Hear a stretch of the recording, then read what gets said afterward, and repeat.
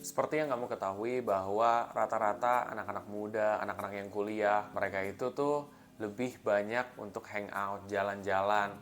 Bahkan mungkin teman-teman yang ada di rumah ataupun dimanapun kamu berada, itu suka belanja. Salah nggak sih? Menurut gua itu adalah tidak salah, tetapi kan kita mau mikir gimana cara bisa improve keuangan kita di kedepan hari. Oleh karena itu di video ini gue bakal coba sharing ke sobat cyber semua bagaimana tips gue supaya kamu bisa meningkatkan uang kamu dan kamu bisa mulai investasi. Ya, tapi setelah yang satu ini.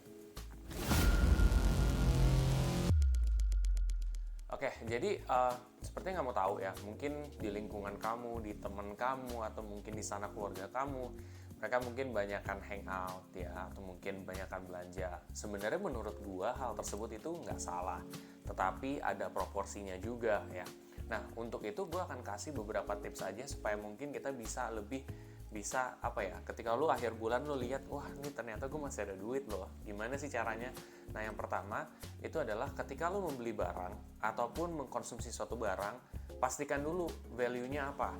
Kalau misalkan value-nya pas, ya udah. Ya misalkan gini, kita kan ketika membeli barang jarang banget tuh yang mikir, wah ini gue gunain berapa kali ya, apakah sering nggak gue gunain, apakah akan gue makan ya. Jadi terkadang kan lu ke supermarket juga membeli sesuatu, belum tentu lu makan, nanti ditaruh di kulkas lupa.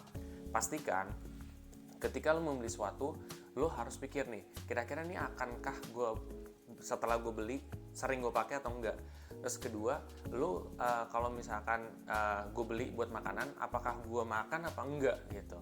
Ya, jadi lu harus timbang-timbang dengan harganya segitu, terus worth it nggak nih?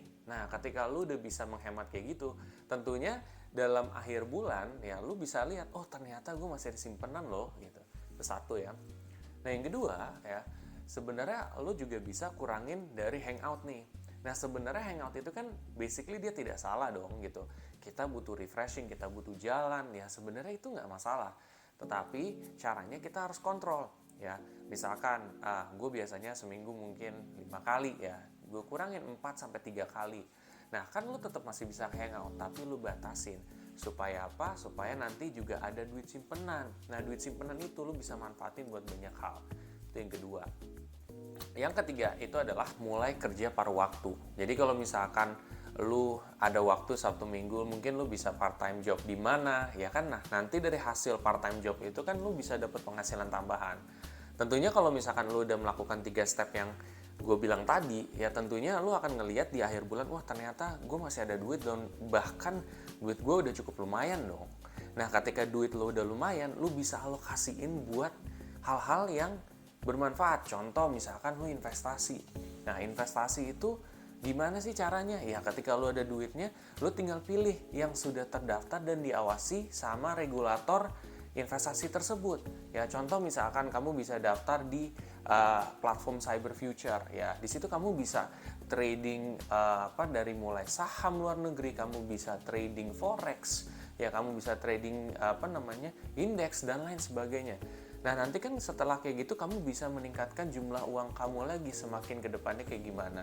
Jadi semakin potensinya tuh tumbuhnya semakin besar juga. Nah, jadi kalau menurut gue sih kalau lu bisa lakuin sekarang, ya kenapa nggak sekarang gitu. Rubahlah masa depan kamu mulai dari satu langkah pertama kamu.